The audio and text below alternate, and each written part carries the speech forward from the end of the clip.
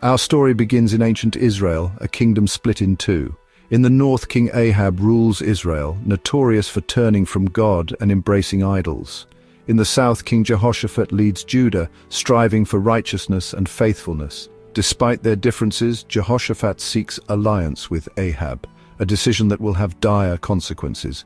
For 3 years, peace holds, but Ahab's ambition to reclaim Ramoth Gilead from the Arameans stirs trouble.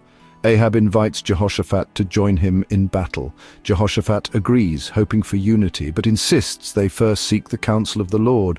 This alliance, built on shaky spiritual ground, sets the stage for a dramatic confrontation between truth and deception. Two kings, two kingdoms, one faithful, one rebellious, now bound together by politics, not principle. Jehoshaphat's good intentions blind him to the danger of partnering with a king defiant of God. The request to seek God's counsel will soon expose the rot at the heart of Ahab's court. What follows is a clash between faithfulness and apostasy, and a test of where true allegiance lies. The fate of both kingdoms now hangs on the voices they choose to trust. Ahab gathers 400 court prophets eager to please their king. They unanimously promise victory at Ramoth Gilead, their words tailored for royal approval. Jehoshaphat, sensing something amiss, asks, "Is there not a prophet of the Lord here?" Ahab reluctantly mentions Micaiah, a prophet he despises for never prophesying good about him. The king's true desire is not truth, but affirmation. Despite his reluctance, Ahab sends for Micaiah at Jehoshaphat's insistence. The stage is set. One honest prophet against a sea of flattering voices. The question is no longer just about war, but about who will speak and who will hear the truth. In a world of convenient lies, a single voice of truth is about to break through. The fate of kings and kingdoms now rests on whether that voice will be heard. The confrontation between Micaiah and the false prophets is about to begin. Micaiah is warned to echo the other prophets, but he refuses. He will only speak what God reveals.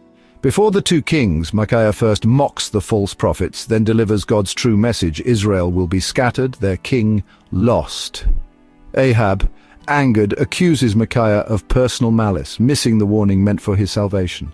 Micaiah reveals a vision. God allows a lying spirit to deceive Ahab's prophets, sealing the king's fate. The truth is met with violence. Zedekiah strikes Micaiah, and Ahab orders him imprisoned until he returns safely. A return, Micaiah declares, will never happen. The court chooses comforting lies over hard truth. Micaiah stands alone, rejected for his faithfulness. The die is cast. Ahab will march to war, blind to the disaster foretold. The power of truth is clear, but so is the cost of ignoring it. The stage is set for judgment. The voice of God has spoken, but will anyone listen? The battle and its consequences are now inevitable.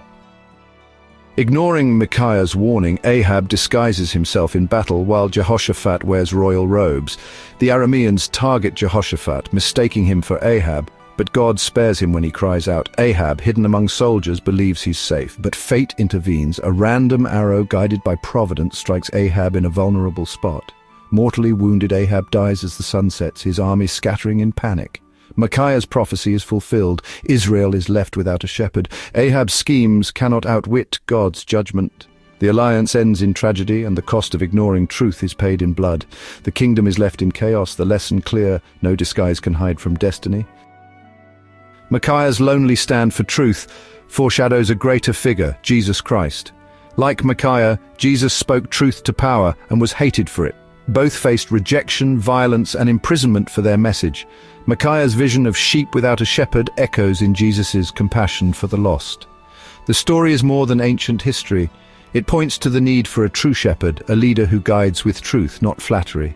Micaiah's courage prepares us to understand the mission of the Messiah. In a world of lies, the cost of truth is high, but its reward is eternal. The voice crying in the wilderness still calls us to choose truth over comfort and faith over fear. Are you ready for the next chapter? Just click here to go straight to it.